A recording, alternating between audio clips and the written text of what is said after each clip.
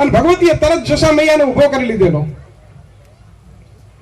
એને ખ્યાલ આવી જતો ભગવતી શિવના ઉપાસક હતા.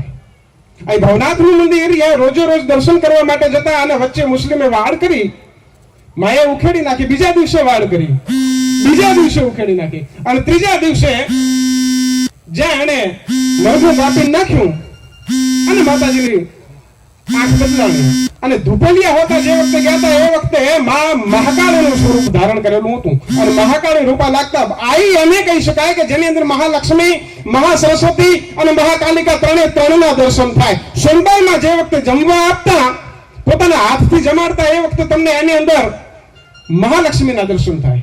જે વખતે સરજુ ગાતા હોય, જે એમણે એમના અંતિમ દિવસે પણ એમનો રચેલ વીજળો ગાયેલો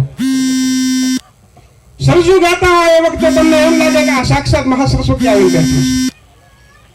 અને હાથમાં તરવાર લઈ અને ચના રબારીની સામે જે વખતે ઉભા રહી ગયા હતા ખેતરનો કબજો છોડાવવા માટે, એ વખતે પણ મહાકાલિકાનું સ્વરૂપ લાગતા હતા.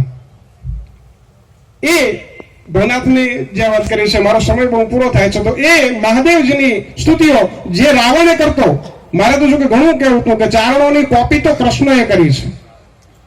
કૃષ્ણનું શ્રીમદ ભાગવત ગીતાનો તમે 10મો અધ્યાય તમે લઈ લો, વિભૂતિ યોગ, તો એ સિદ્ધે સિંધુ અભૃણની દીકરી વાગ્દેવીએ ઋગ્વેદની અંદર કીધો છે. એનો એ ચારણોનો સિદ્ધે સિદ્ધો ઉતારો કૃષ્ણએ કોપી માર્યો છે.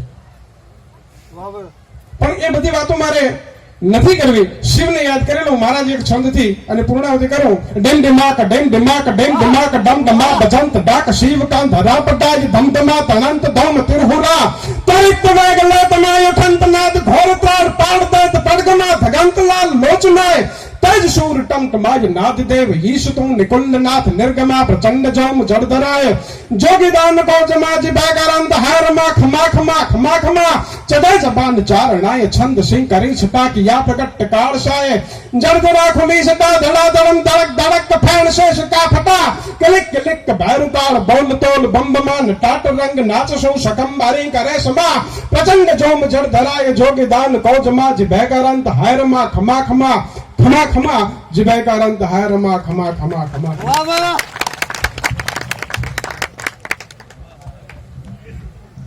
જોગદાનભાઈ, હાલો, જોગદાનભાઈ ટૂંકમાં મઢડાની પરંપરા અને સાથે